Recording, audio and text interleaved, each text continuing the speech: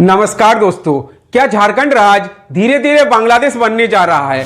झारखंड के आदिवासी इलाके संथाल परगना में बांग्लादेशी घुसपैठियों ने पूरी डेमोग्राफी बदल दी है। वो आदिवासी लड़कियों से शादी कर रहे हैं, आदिवासियों की जमीन पर कब्जा कर रहे हैं। कहता है कि हम लोग का ये धर्म ये है कि हम लोग कुछ खिलाएंगे पिलाएंगे देंगे। ताकि आदिवासी के साथ शादी लोग करते हैं और जगह जमीन हड़प रहे हैं। मुस्लिम कट्टरपंथी ट्राइबल जमीनों पर अपने कब्जे की मुहर लगा रहे हैं। दोस्तों, आज हम आपको बताने जा रहे हैं झारखंड की वो सच्चाई जो झारखंड सरकार अपनी कुर्सी बचाने के चक्कर में बांग्लादेशी घुसपैठियों का नाम मतदाता सूची और राशन कार्ड में भी जोड़ दे रहा है। इन बांग्लादेशी घुसपैठियां झारखंड के गरीब आदिवासियों का हक छीनने का प्रयास कर रहे हैं। दोस्तों, इन घुसपैठियों को बढ़ावा देना हमारे राज्य के लिए, भविष्य के लिए कितना खतरनाक हो सकता है, चलिए एक एक करके उन वजहों पर नजर डालते हैं जिनकी वजह से हमारा प्यारा राज्य झारखंड की अस्तित्व बांग्लादेशी घुसपैठियों के चलते झारखंड की गरीब आदिवासियों की माटी और बेटी पर भी संकट मंडरा रहा है। तो पूरा झारखंड का डेमोग्राफी इन लोगों ने बिगाड़ने का काम किया है। हेमंत सोरेन दे रही है अपना वोट बैंक इन लोग बनाने के लिए, झारखंड को बेच रही है। झारखंड को इन्होंने बेच रहा है बांग्लादेशों के हाथ में, अपना वोट बैंक के लिए ये लोग वोट की राजनीति करती है। दोस्तों, आइए जानने की कोशिश करते हैं कैसे बांग्लादेशी घुसपैठियां झारखंड में प्रवेश करते हैं और किस तरह आदिवासी बहन बेटी को झांसा देकर शादी कर लेते हैं। दोस्तों, बांग्लादेशी घुसपैठियों को पहले विभिन्न मदरसों में ठहराया जाता है, उसके बाद 120 से अधिक फर्जी वेबसाइट के जरिए फर्जी जन्म प्रमाण पत्र बनाए जाते हैं, उनका सरकारी दस्तावेज तैयार किया जाता है और फिर उनका नाम मतदाता सूची में शामिल किया जाता है। मतदाता सूची में शामिल होने के बाद उन्हें साजिश के तहत झारखंड के अलग अलग जिलों में बसाया जाता है। दोस्तों, बांग्लादेश से गरीब मुसलमान आते हैं और उन्हें टारगेट दिया जाता है आदिवासी बहन बेटी को फंसाकर उनसे शादी करके जमीन हड़पने का। दोस्तों, इन सब के पीछे एक नेटवर्क काम करता है जो इन बांग्लादेशी घुसपैठियों को मोटा पैसा दिया जाता है। काम शुरू करने से पहले थोड़े पैसे दिया जाता है। दोस्तों, इतने पैसे दिया जाता है जितना अच्छे कपड़े ले सके और लड़की को घुमाया फिराया जा सके। ज्यादातर आदिवासी परिवार गरीब होता है और उन्हें निशाना बनाया जाता है। दोस्तों, पहले बांग्लादेशी मुसलमान आदिवासी गांव में चूड़ी बिंदी बेचने वाला बनकर आते हैं या फिर आदिवासी गांव में ही छोटी मोटी दुकान खोल लेता है। इसके बाद वो ऐसे आदिवासी परिवार को टारगेट करता है जो गरीब होता है। दोस्तों, इस बहाने लड़की से मुलाकात करती है और धीरे धीरे उस लड़की से दोस्ती होती है, फिर दोस्ती शादी का रिश्ता बन जाता है। दोस्तों, इसके बाद लड़की उसके नाम पर जमीन हड़प लेता है या उस लड़की के नाम से जमीन ले लेता है। दोस्तों, यहाँ पर सोचने वाली बात है, जब बांग्लादेशी मुसलमान को भारतीय नागरिकता के प्रमाण पत्र, आधार कार्ड, वोटर कार्ड और पैन कार्ड बड़ी आसानी से मिल जाता है। दोस्तों, दुख की बात यह है कि तब वो बांग्लादेशी मुसलमान भारत के नागरिक बन जाता है और एक वोटर्स बन जाता है, यानी एक वोट देने वाला व्यक्ति बन जाता है। दोस्तों, इसी वोट के लालच के लिए इन बांग्लादेशी मुसलमान का नाम वोटर लिस्ट में डालकर झारखंड में बसाने का पूरा नेटवर्क चल रहा है। लेकिन दोस्तों, सबसे बड़ी दुख की बात है, झारखंड सरकार आंखों पर पट्टी बांधकर बांग्लादेशी घुसपैठी मुसलमान की संरक्षक बन जाता है।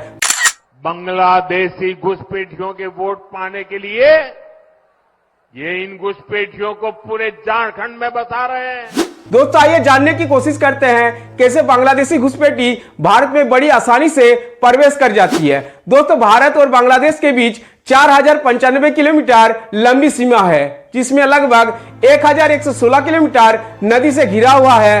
बांग्लादेश तीन तरफ से भारत के 5 राज्यों पश्चिम बंगाल, असम, मेघालय, मिजोरम और त्रिपुरा से घिरा हुआ है। भारत बांग्लादेश सीमा पर काफी बड़े इलाके में बाढ़ यानी कांटेदार तार लगा हुआ नहीं है।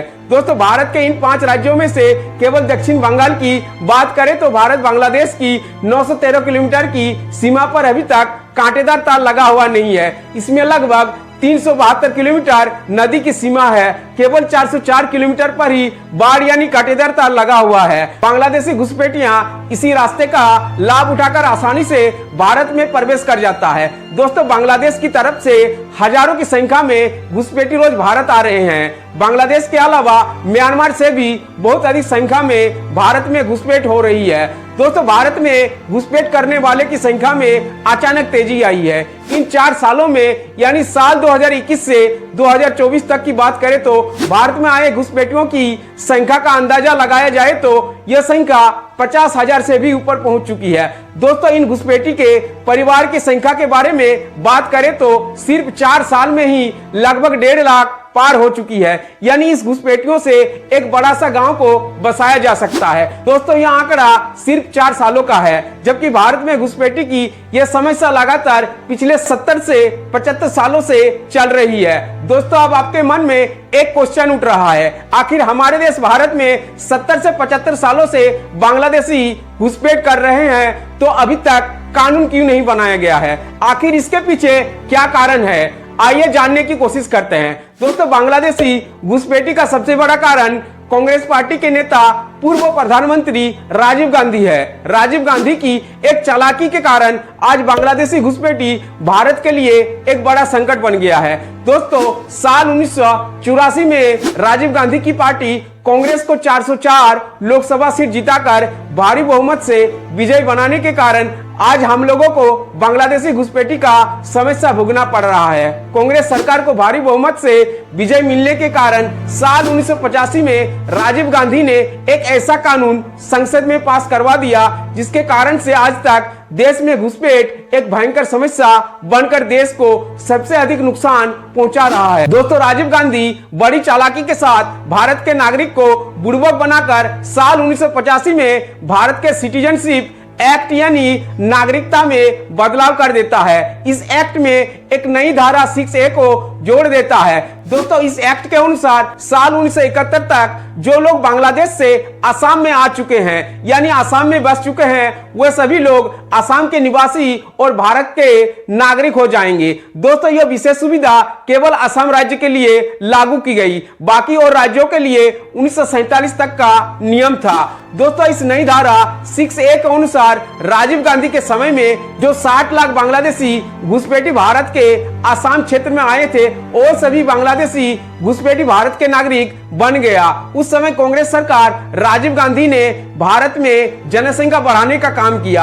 आज के समय में वह सभी बांग्लादेशी घुसपैठी भारत के नागरिक बन गए हैं। दोस्तों वर्तमान समय में इस राजीव गांधी के नई धारा 6A के अनुसार बांग्लादेशी घुसपैठी बड़े तादाद में भारत में घुस रहे हैं। दोस्तों इस धारा के अनुसार बांग्लादेशी घुसपैठी पहले अपने आप को असम में पंजीकृत करवाते हैं, इसके बाद वो अपने पूर्वज को साल 1971 के पहले ही भारत में आकर बसा है बताता है। दोस्तों भारत में बांग्लादेशी घुसपैठियों को राजीव गांधी ने दोहरी नागरिकता देने का काम किया है। दोस्तों अब आप लोग समझ गए होंगे कि कांग्रेस सरकार भारत के नागरिक के लिए कितने बड़े बड़े गड्ढे खोद कर गए हैं। दोस्तों इस बांग्लादेशी मुस्लिम घुसपैठ के कारण भारत के कई राज्यों की डेमोग्राफी बदल गई है। आइए इन राज्यों की बात करते हैं।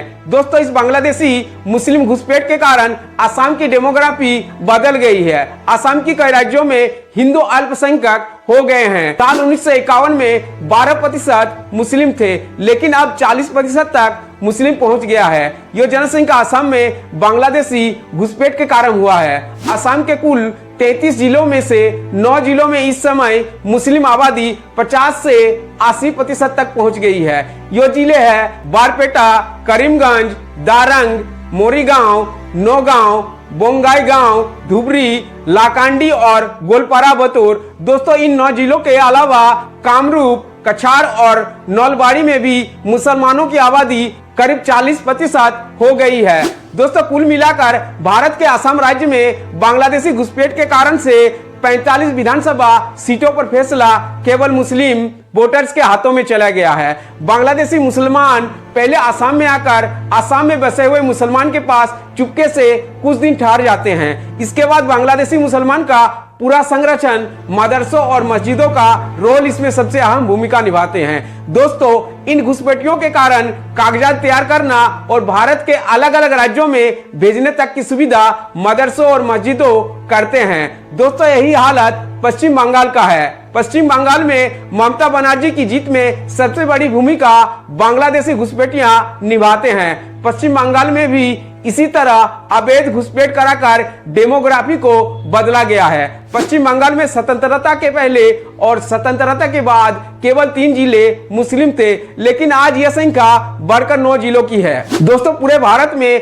लगभग 5 करोड़ बांग्लादेशी घुसपैठकर भारत में बैठी हुई है। इस आंकड़ों के अनुसार लगभग 5000 बांग्लादेशी हर दिन भारत में घुसपैठ कर रहे हैं। केवल एक महीने की बात करें तो प्रत्येक महीना भारत में 1.5 लाख बांग्लादेशी मुसलमान भारत में घुसपैठ कर रहे हैं। यह घुसपैठ 70-75 सालों से चल रही है। दोस्तों अब आप लोग सोचिए, भारत में जनसंख्या इतना तेजी से क्यों बढ़ रही है और भारत में बेरोजगारी का क्या कारण है? आखिर इन सब का जिम्मेदार कौन है? मोदी सरकार या आलू से सोना निकालने वाला कांग्रेस सरकार?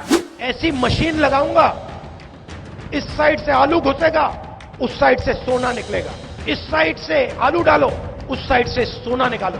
दोस्तों अब बात करते हैं झारखंड राज्य की। झारखंड राज्य भौगोलिक तौर पर 4 हिस्सों में बटा हुआ है। संथाल परगना, कोल्हान, उत्तरी छोटानागपुर और दक्षिणी छोटानागपुर। संथाल परगना इलाके में झारखंड के 6 जिले हैं: गोड्डा, देवघर, दुमका, जामताड़ा, साहिबगंज और पाकुड़। इन संथाल परगना में आदिवासियों की जनसंख्या साल 1951 में 44.67% थी, जो साल 2011 में घटकर 28.11% हो गई है। आदिवासियों की जनसंख्या 16% से भी ज्यादा घटा है। संथाल परगना में पहले 44% आदिवासी हुआ करते थे, लेकिन अब आदिवासियों की आबादी कितनी रह गई है? महज 28% ही रह गई है। कहां चले गए बाकी? दोस्तों साल 1951 की जनसंख्या के अनुसार संथाल परगना की कुल जनसंख्या 2,32,20,922 थी, जिसमें हिंदू 90.37% थी, जबकि मुस्लिम 9.43% और ईसाई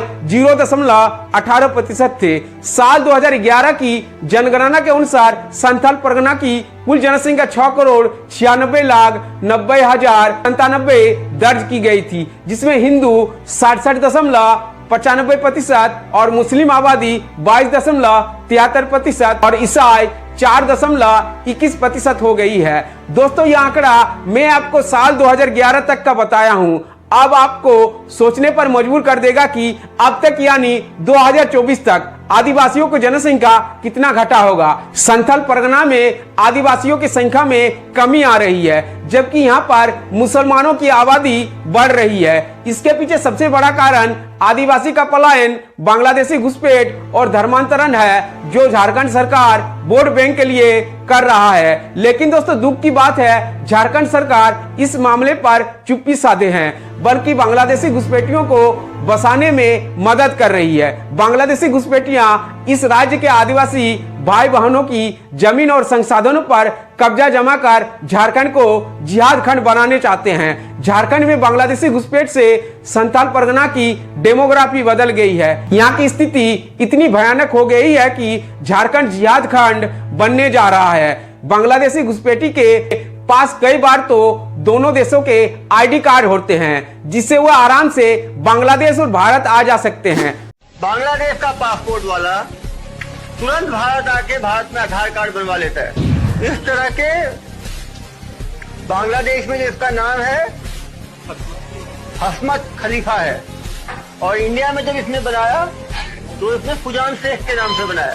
दोस्तों अगर संथाल परगना के आबादी का डेटा देखें तो साफ साफ पता चल रहा है कि संथाल परगना के सभी जिलों में आदिवासी घट रही है, जबकि मुसलमानों की आबादी तेजी से बढ़ रही है। बांग्लादेश बॉर्डर के सबसे करीब के पाकुड़ जिले में पिछले 10 साल में मुसलमानों की आबादी लगभग 40% बढ़ गई है। वही पड़ोस के साहिबगंज जिले में मुस्लिम आबादी 37% बढ़ गई है। दोस्तों इसके उल्टे आधी आबादी वाली संथाल परगना में आदिवासी की आबादी लगातार कम होते जा रही है। अगर आप संथाल परगना के जिलों में जाएं तो थोड़ी थोड़ी दूर पर आपको नई नई मस्जिद और मदरसा नजर आएगा। दोस्तों ये मदरसे और मस्जिदें भी घुसपैठ कराने में रोल अदा करते हैं। बांग्लादेश से झारखंड में दाखिल होने वाले घुसपैठिए सबसे पहले इन्हीं मस्जिदों और मदरसों में आकर ठहरते हैं, फिर उनके भारत के नागरिक होने के फेक डॉक्यूमेंट तैयार कराए जाते हैं। इसके बाद वे आराम से भारत के नागरिक बनकर रहने लगते हैं। दोस्तों यह हाल